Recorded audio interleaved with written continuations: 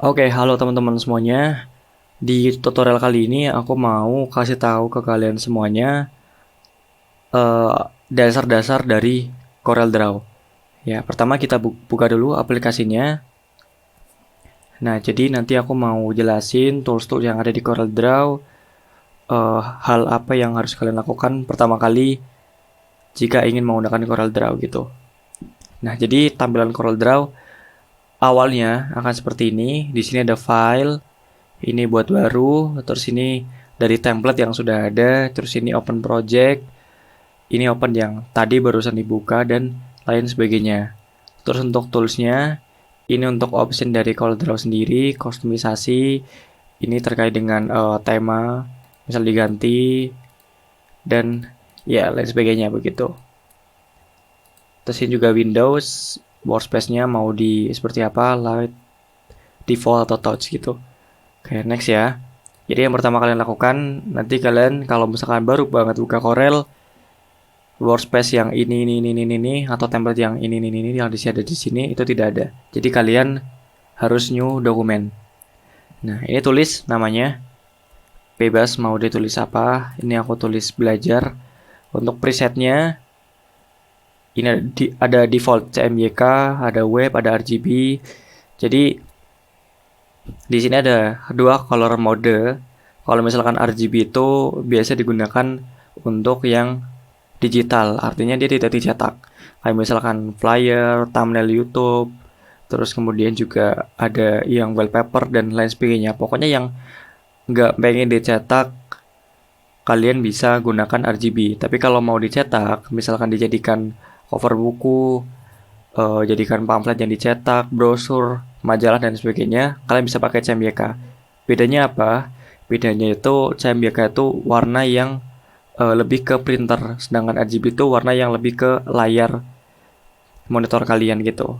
Jadi kalau misalkan kalian ngeprint settingannya RGB, warna yang kalian sudah diedit nanti tidak seakurat yang ada di cetak gitu loh.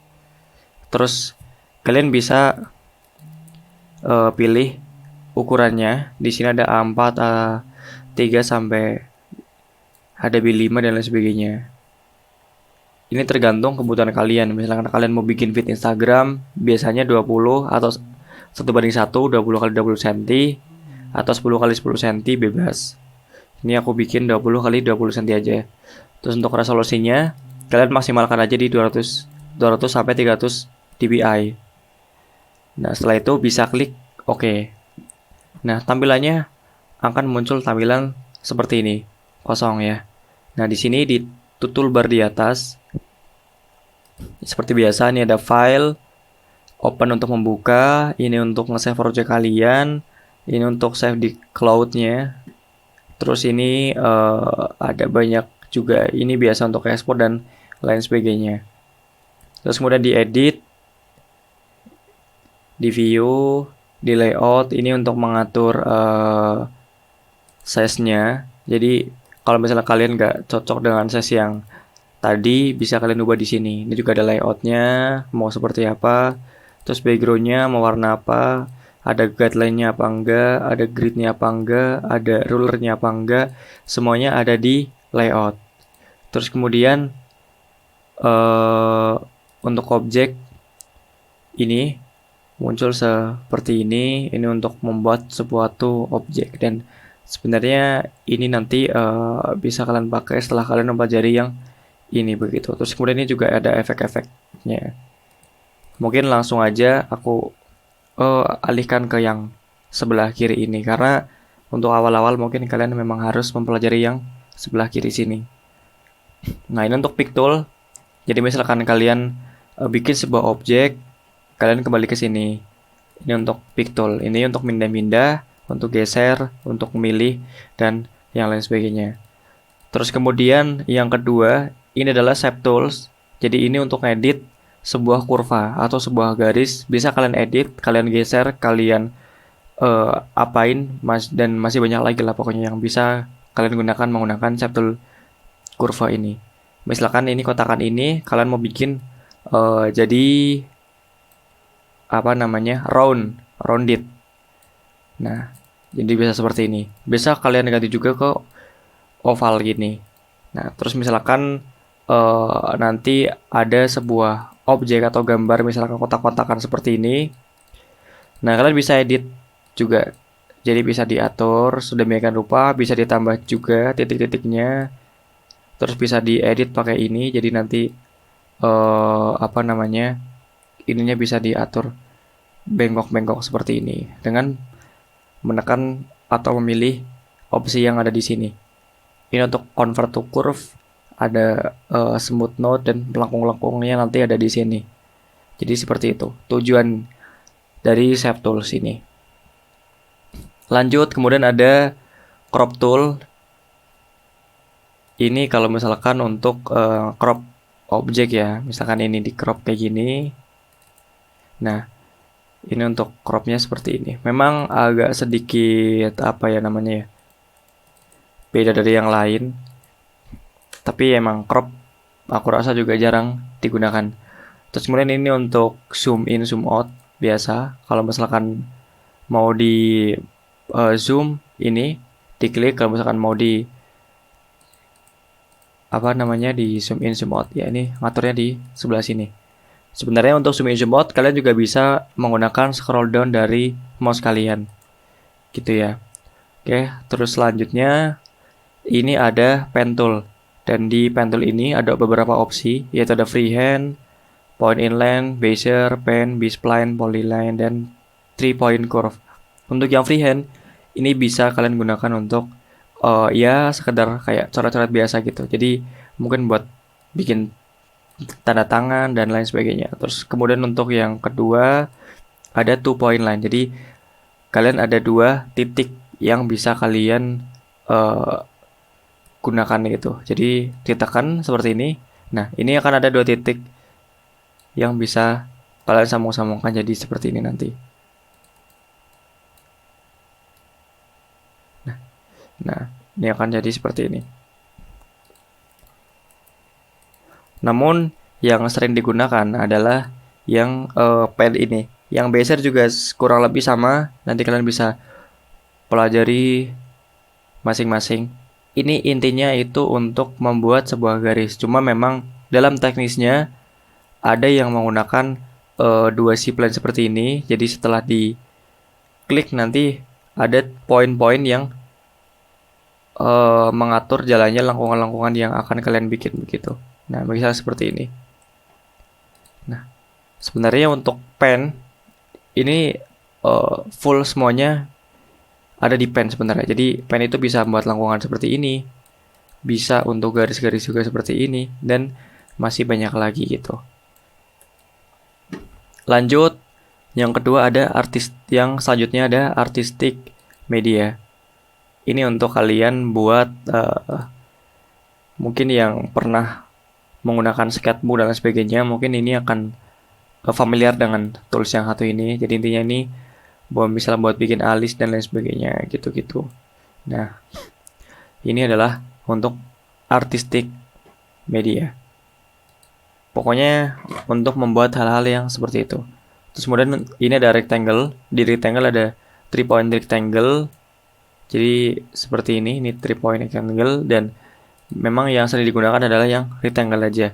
Nah, ini kalau misalkan kalian tidak sambil menekan tombol kontrol atau CTRL, kalian bisa fleksibel, bisa membuat segi panjang yang panjang banget, bisa membuat persegi yang kadang-kadang kurang persegi gitu ya. Nah, untuk agar perseginya benar-benar persegi, kalian harus sambil memencet tombol kontrol atau CTRL. Nah, ini kalau misalkan kalian pencet tombol CTRL atau kontrol. Jadi seperti ini. Dia bakalan membuat suatu persegi yang memang perfect gitu loh. Selanjutnya ada ellipse tool. Nah, ini juga sama. Kalau misalkan kalian nggak mencet tombol kontrol, ya nggak ellipse banget. Jadi bisa lonjong, bisa gepeng dan lain sebagainya. Ini kalau misalkan kalian sambil mencet tombol kontrol, maka dia bisa bener-bener ellipse sempurna begitu. Terus kemudian yang selanjutnya ini ada polygon. Dan di sini nggak cuma ada polygon, tapi kalian juga bisa bikin star, spiral, seperti ini. Terus kemudian ada common space yang mungkin kalian bisa gunakan. Di sini ada banyak. Nah, ini bisa kalian gunakan juga space-space shapes yang ada di CorelDRAW ini. Terus kemudian ada teks di sini. Nah, teks seperti biasa. Tinggal kalian klik, kalian tulis. Misalkan ini aku tulis belajar. Sekalian mau ganti fontnya, pencet sini. Nah, ini diganti. Kalau misalkan mau mengganti ukurannya, di sampingnya. Misalkan mau mengganti warnanya, kalian bisa pilih ini, terus sambil klik yang warna yang ada di sebelah sini, atau ada di bawah sini biasanya. Kalau kalian mau drag and drop juga bisa. Jadi, bisa di drag ke ini nih misalkan. Kalian pilih warna biru, drag ke ini. Kalian pilih warna hitam, drag ke sini. Nah, begitu juga bisa. Terus yang berikutnya ada parallel dimension. Nah, ini sebenarnya tools yang memang sedikit jarang digunakan untuk apa sih desain-desain pamflet dan lain sebagainya, karena ini ya seperti ini mengukur apa jarak-jarak yang kalian desainnya buat gitu loh. Terus ini juga ada parallel dimension yang ini. Jadi ini jarak ke sini itu berapa senti sih gitu kan. Nah, tulis di sini. Itu fungsinya. Terus kemudian ada connector tool. Di sini ada anchor editing dan ada connector. Ini fungsinya untuk mengkonek-konekkan namanya konektor, jadi ya tujuannya untuk konek-konekin gitulah. Ini konek ke sini, ini konek ke sini gitu. Mungkin akan kita pelajari lebih lanjut di next tutorial. Terus kemudian ada shadow tool. Di sini nggak cuma shadow, tapi kalau misalkan kalian klik pojok kanan bawah, ini ada contour, ada blend, ada distort, ada envelope, ada extrude, dan block shadow. Nah, untuk shadow, misalkan ini aku taruh warna di sini. Nah, kita klik shadow. Terus kita klik sambil geser dikit. Nah, akan muncul shadow. Shadownya kalian bisa atur dengan klik shadow lagi, terus kalian klik lagi di sini. Ini bisa diatur seberapa banyak, seberapa tebal. Ini seberapa tebal ya. Dan ini seberapa jauh shadownya berfungsi. Begitu. Kalau misalkan kalian mau clear shadow, hilangnya shadow, ada di sini. Clear shadow. Kalau misalkan clearnya nggak muncul, kalian bisa panjangin ini dulu atau utak-utik ini dulu, baru clear shadow. Gitu. Terus ini ada contour juga. Contour sama penggunaannya. Kalian klik objeknya terlebih dahulu, tinggal digeser ke mengikuti ini. Ini harus digeser ke atas. Nah, ini fungsi contour. Terus bisa dibuat secara rounded, bevel, dan mitred corner. Ini kalau round, ini kalau bevel, dan ini kalau mitred. Bebas, kalian bisa pilih yang mana aja. Untuk mengganti warna, tinggal di sini, ganti sesuka hati kalian, tinggal diganti ya. Ya, terus kemudian ada lagi blend. Ini untuk ngeblend warna.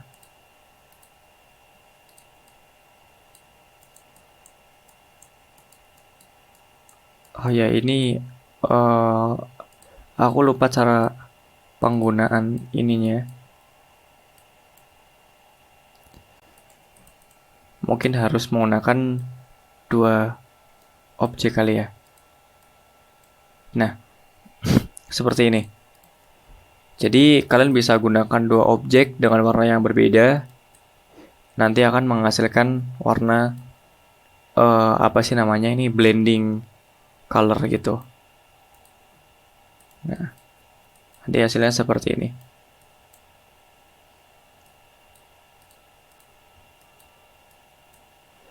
Oke, ini untuk blend.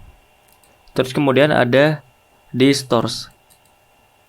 Nah, ini bisa bikin yang garis-garis seperti ini. Kalian tinggal Ya ini mainin sesuka hati kalian lah. Misalnya kalau kalian bikin yang ini nih, objek ini, terus kalian distorsi, nah nanti akan jadi objek lain, objek-objek yang bakalan membuat kalian tercengang gitulah. Terus kemudian ada envelope.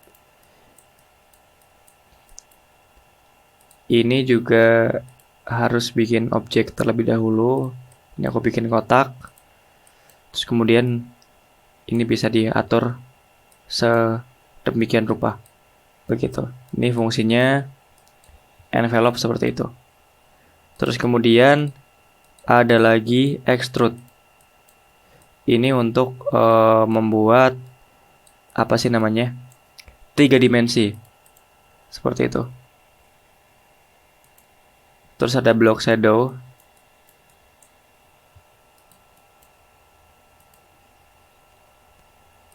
Ini aku buat objek terlebih dahulu. Nah, ini untuk block shadow. Jadi ada shadow solid yang nantinya muncul di belakang objek kalian. Terus kemudian ada transparency tool. Nah, gunanya ini misalkan kalian warnain ini, sorry,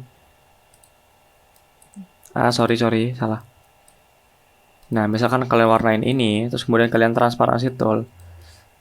Nah, hasilnya akan setengah transparan, setengah tidak begitu. Jadi, kalau hitam-hitamnya ini dijauhkan dengan objek kalian, maka objek kalian semakin solid gitu. Jadi nggak ada yang transparan, tapi semakin didekatkan, nanti akan semakin transparan. Begitu. Terus kemudian ada color eye drop. Ini biasa nih buat drop-drop color seperti itu. Terus kemudian ada interactive fill. Ini bisa untuk fill objek. Nah, terus ada lumayan banyak lagi mungkin. Oh, ternyata sudah semua. Ya, mungkin untuk tutorial dasar yang pertama, aku rasa cukup sampai di sini. Nanti akan ada tutorial part 2-nya. Nanti kita akan bikin bermacam-macam desain. Ya, oke. Terima kasih sudah nonton and goodbye.